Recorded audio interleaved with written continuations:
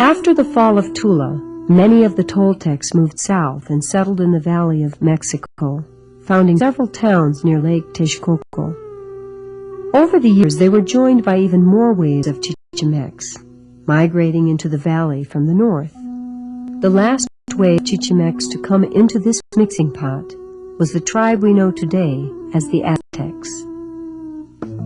Today we know a lot about the Aztecs because they wrote about themselves in books called codices. A codex was filled with illustrations as well as these picture symbols that are a form of writing. Newer codices, written after the Spanish colonists came to Mexico, contain descriptions of typical Aztec life, as well as traditional stories about their ancestors and their gods.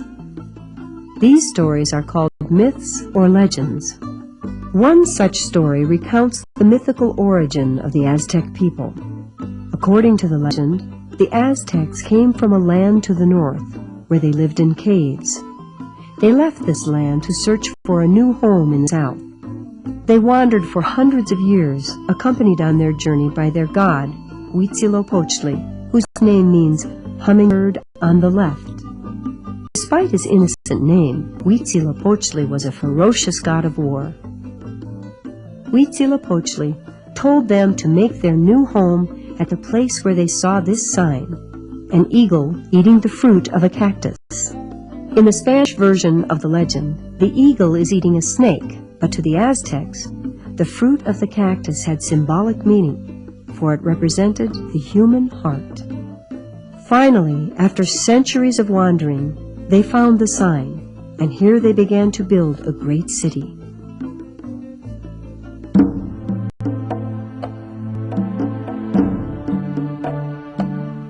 The sign of Huitzilopochtli appeared in an unexpected place, on an island in Lake Texcoco.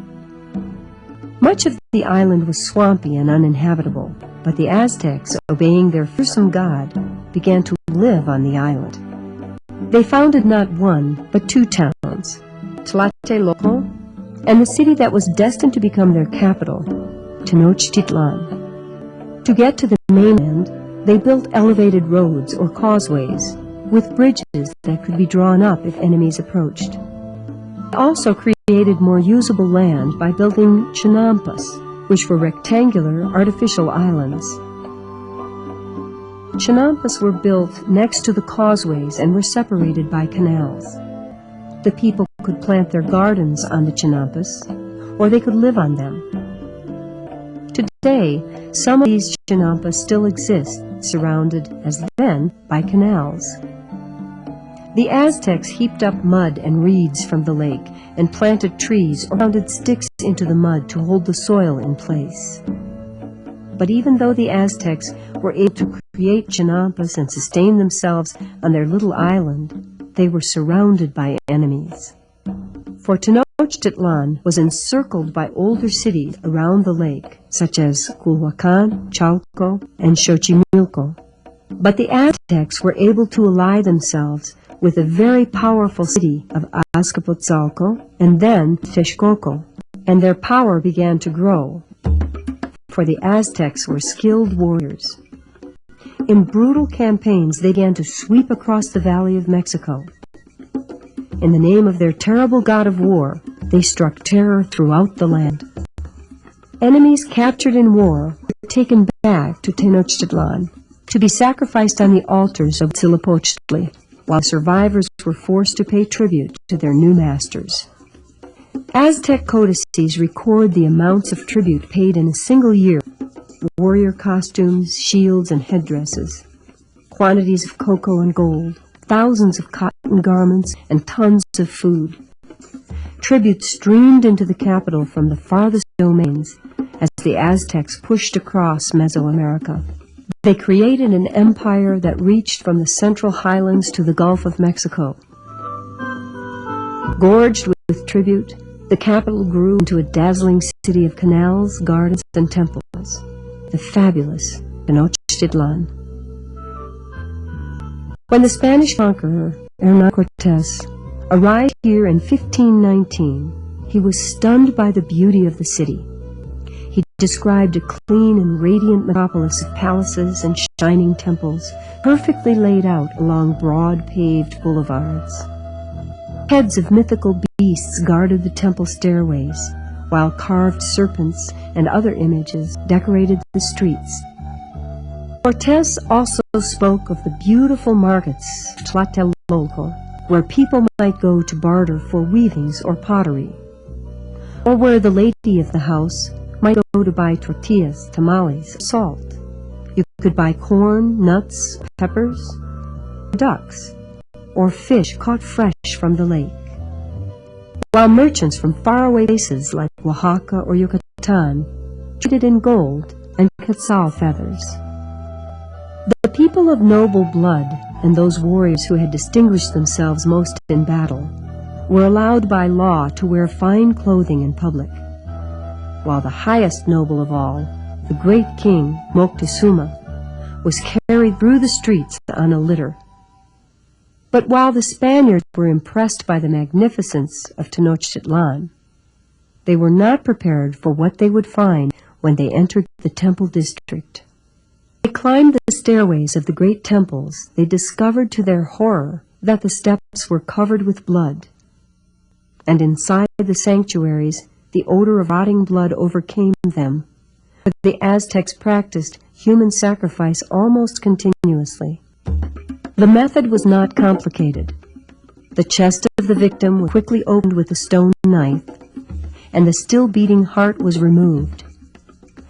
Blood was smeared across carved images of the gods, and then the heart was placed in a bowl and burned. By one estimate, the Aztecs sacrificed about 30,000 people every year. When a new temple to Huitzilopochtli was dedicated, some 20,000 people were killed in a span of 4 days. Near the center of the city, 135,000 skulls were displayed on a rack. The purpose of all this carnage was to feed the gods, for the gods were thought to be living beings that needed nourishment, blood and human heart, to survive. For example, sacrifice caused Tlaloc, the rain god, to send life-giving rain, and sacrifice caused the sun god, Tonatiuh, to rise each day and move through the heavens. Tonatiuh lies at the center of the famous Aztec calendar stone. On each side are claws holding human hearts. This circular band contains the names of the 20 days of the Aztec month, such as lizard, stone knife, eagle, and reed. At the top we see the date, 13 Reed, when the present sun was born, and inside 4 rectangles are the dates when the 4 previous suns were destroyed. The Aztecs believed that they were living under the 5th sun, which began during the time of Teotihuacan.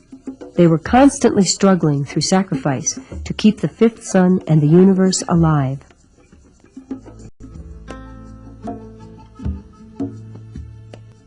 The fall of the Aztec Empire was strangely foretold by one of their own legends.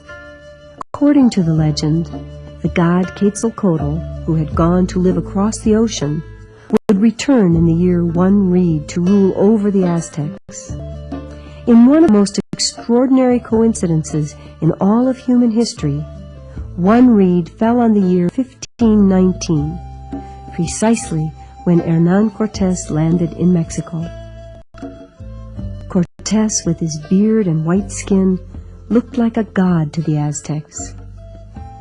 The king, Moctezuma, thinking Cortés might be a god, welcomed him into Tenochtitlan.